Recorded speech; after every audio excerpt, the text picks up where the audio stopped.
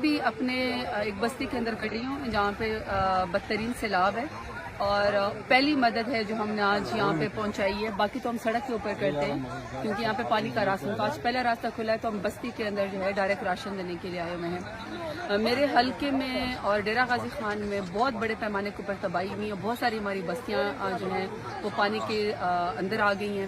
ہمارے جو بزرگ اور خواتین ہیں اسپیشلی کیونکہ گھر چھوڑنا نہیں چاہتے بچے وہ گھروں کے اندر محسوس ہیں.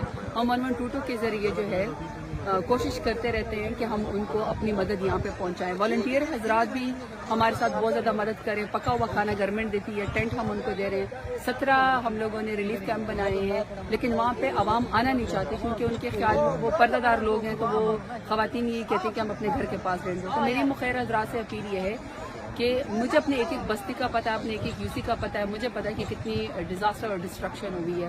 آپ لوگ پلیز یہاں پہ آئیں. ٹینٹس ان کو بہت زیادہ ضرورت ہے. راشن پانی ہم لوگ دے رہے ہیں, وہ بھی اگر آپ لوگ دینا چاہتے ہیں تو آپ میرے پاس آئیں.